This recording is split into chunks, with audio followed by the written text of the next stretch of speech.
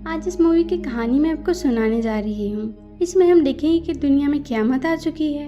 Ultraviolet rays की वजह से ओजोन लेयर तबाह हो गई है, जिसकी वजह से दुनिया के ऑलमोस्ट सारे लोग मारे गए हैं। लेकिन यहाँ हम दो बहनों को देखते हैं जो किसी तरीके से इस क़यामत में बच गई। दुनिया में ना तो कुछ खाने पीने के लिए बचा है, ना सर्वाइव करने के लिए। अब इन मुश्किल हालात में ये कैसे सर्वाइव कर पाएंगी, ये आपको आगे की कहानी में पता चलेगा। अगर आपको हमारी वीडियोस पसंद आ रही हैं तो हमारी वीडियो को लाइक कर दें और हमारे चैनल को सब्सक्राइब कर दें। फिल्म की शुरुआत में हम देखते हैं कि प्लेनेट अर्थ पर 2016 का वक्त दिखाया जाता है। ऐसे लगता है कि जैसे ज़मीन पर किसी ने तबाही मचा दी है। सब कुछ तबाह हो बर्बाद हो चुका है। फसलें, पौधे, जानवर सब खत्म हो चुके हैं और काफ़ी बड़ी तादाद में इंसान भी मारे जा चुके हैं। जो इंसान बच गए हैं वो बस किसी तरह सर्वाइव करने के लिए पानी और खाने की तलाश में रहते हैं। लेकिन और कंफर्ट तो सब भूल चुके हैं। बस जिंदा रहने के लिए खाने पीने की तलाश है। लोग छोटे छोटे ग्रुप्स बनाकर रहते हैं ताकि खाना और पानी ढूंढ सकें और खुद को दूसरे सर्वाइवर से भी बचा सकें। दरअसल इन हालात में लोगों ने एक दूसरे पर अटैक करना भी शुरू कर दिया है। जमीन का एनवायरनमेंट काफी चेंज हो चुका है। दरअसल ये सब सूरज से आने वाली शुआओं की वजह से हुआ है, जिससे ओजोन लेयर तबाह हो गई है और अल्ट्रावायलेट रेडिएशन ने सब कुछ खत्म कर दिया है।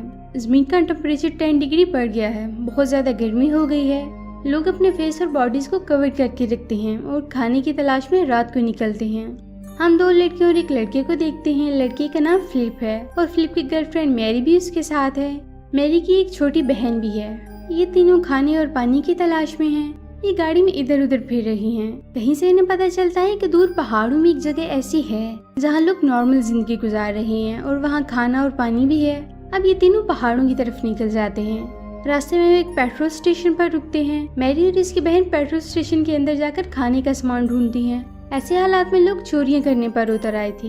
एक लड़का आता है जिसने हुडी पहन रखी है। वो फिलिप की कार से खाने का सामान चोरी करने लगता है। जब फिलिप को पता चलता है तो वो हैमर से उस लड़के पर अटैक करता है। शोर की आवाज सुनकर मैरी और उसकी बहन भी बाहर आती हैं। बाहर आकर मैरी देखती है कि उसकी छोटी बहन साथ नहीं है, बल्कि वो अंदर ही रह गई है। मैरी अंदर जाकर देखती है कि उसकी बहन को इस हुडी वाले लड़के ने बंदी बना लिया है।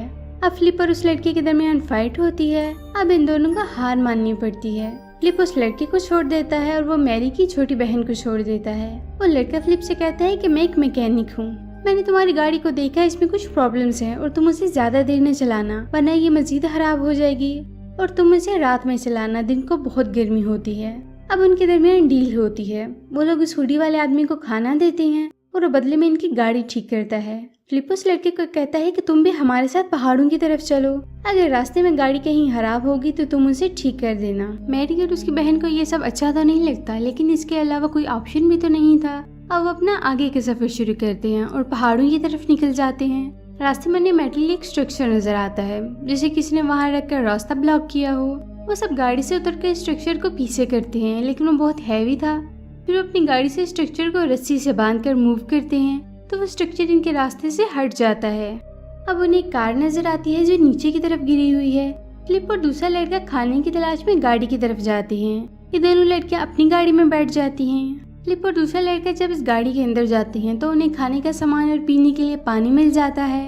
वॉकी टॉकी से फिलिप मैरी को कहता है कि तुम एक कैन लेकर हमारी तरफ आओ, हमें पानी मिल गया है।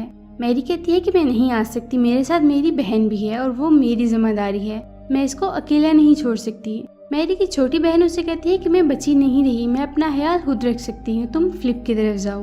मैरी कैन लेकर फिलिप की तरफ चली जाती है। वो लोग वहाँ से सामान ले ही रहे होते हैं, तभी उन्हें मैरी की बहन की चिल्लाने की आवाजें आती हैं। अब वो तीनों ऊपर की तरफ भागते हैं। मैरी का पाँव जख्मी हो जाता है, जिससे वो वहीं गिरकर बेहोश हो जाती है। जब उसे होश आता है तो वो देखती है कि इसके आगे पीछे कोई नहीं है और वो अकेली है। वो थोड़ा आगे जाती है तो उसे हुडी वाला लड़का नजर आता है। वो मैरी को कहता है कि हम तुम्हारी बहन को नहीं बचा पाए। जब हम ऊपर गए तो वहाँ काफी ज्यादा लोग थे और वो तुम्हारी बहन को पकड़ कर ले गए। ये लोग इंसानों को मार देते हैं और अपनी भूख मिटाने के लिए किसी भी हद तक जा सकते हैं। मैरी बहुत ज्यादा रोती है। थोड़ी देर बाद उन्हें फिलिप भी मिल जाता है। मैरी कहती है कि मुझे हर हाल में अपनी बहन को ढूंढना है। फिलिप कहता है कि नहीं, हमें पहाड़ों की तरफ जाना है, वहाँ सरवाइव करने के चांसेस हैं। मैरी फिलिप की बात नहीं मानती और दोनों के दरमियान बहस होती है। हुडी वाला लड़का मैरी से कहता है कि वो देखो जंगल से धुआं उठ रहा है, यानी जिन्होंने तुम्हारी बहन को पकड़ा हुआ है वो लोग वही हैं। अब तीनों उस तरफ जाते हैं। थोड़ा करीब जाने पर उन्हें पता चलता है कि वहाँ कुछ लोग हैं जिन्होंने आग जलाई है और उन्होंने मैरी की बहन को जंजीरों से बांधा हुआ है। अब तीनों एक प्लान बनाते हैं। प्लान के अकॉर्डिंग मैरी गाड़ी के पास जाती है। तभी एक सर्वाइवर को शक होता है और गाड़ी के पास पहुंचने वाला होता है कि हुडी मैन ब्लास्ट करता है और वो सब उस तरफ भाग जाते हैं। फ्लिप मैरी की बहन को आजाद नहीं करवा सका क्योंकि वो डर गया था और फ्लिप मैरी की बहन को आजाद करवाए बगैर वहाँ से किसी तरह भागकर गाड़ी में आ जाता है। मैरी गाड़ी को स्टार्ट करती है और वो दोनों वहाँ से भाग जाते हैं। हुडी वाला लड़का भी कहीं पीछे रह गया था। फ्लिप मैरी को कहता है कि हम तुम्हारी बहन को आजाद नहीं करवा सके, अब हमें पहाड़ों की तरफ जाना चाहिए। लेकिन मैरी नहीं मानती। वो इसी बात पर कायम है कि मुझे अपनी बहन को आजाद करवाना है। मैरी अपनी बहन को ढूंढने के लिए अकेले ही निकल पड़ती है। वो एक टनल के पास पहुंच जाती है। वहां से अपनी बहन का बैग नजर आता है। वो श्योर हो जाती है कि वो लोग इसी रास्ते से उसकी बहन को आगे लेकर गए हैं। वहाँ फ्लिप भी आ जाता है और मैरी से सॉरी करता है। वो कहता है कि हम दोनों मिलकर तुम्हारी बहन और उस हुडी वाले लड़के दोनों को ढूंढेंगे। फ्लिप का पाँव बुरी तरह जख्मी है। मैरी फ्लिप से कहती है कि तुम यही टनल में मेरा वेट करना और खुद अकेली आगे चली जाती है। थोड़ी दूर जाने के बाद उसे एक चर्च दिखाई देता है और वो चर्च के अंदर चली जाती है। बहुत ज्यादा थकावट की वजह से उसे नींद आ जाती है और वो वहीं सो जाती है। जब मैरी की आंख खुलती है तो उसके सामने एक लेडी होती है जिसका नाम एलिजबेथ है। वो एलिजबेथ को देखकर डर जाती है। एलिजबेथ मैरी से कहती है कि तुम्हें मुझसे डरने की जरूरत नहीं है, मैं तुम्हारी हेल्प करूंगी। वो पीने के लिए पानी भी देती है। वो मैरी से कहती है कि ये जगह सेफ नहीं है, तुम मेरे साथ मेरे घर पर चलो। मैरी एलिजबेथ के साथ चल पड़ती है। रास्ते में वो एलिजबेथ को बताती है कि मेरा एक दोस्त भी है जिसका नाम फ्लिप है, वो टनल में है और जख्मी है। एलिजबेथ मैरी को लेकर घर आती है। मैरी देखती है कि एलिजबेथ की फैमिली भी उसके साथ रहती है। वो मैरी को एक रूम में ले जाती है और कहती है कि तुम थकी हुई हो, तुम थोड़ी देर सो जाओ। मैरी सो जाती है। जब उसकी आंख खुलती है तो देखती है कि उस लेडी ने तो उसे रूम में लॉक कर दिया है। मैरी परेशान हो जाती है। मैरी जिस घर में थी ये लकड़ी का बना हुआ था। वो लकड़ी के सुराहों से नीचे देखती है तो उसे नजर आता है कि वो लोग फ्लिप को भी पकड़कर उसी जगह ले आए हैं। यानी ये वही लोग थे जिन्होंने ट्रैप करके मैरी की बहन को भी अगवा किया। ये गैंग लोगों को पकड़ता है और फिर अपने जिंदा रहने का इंतजाम करता है।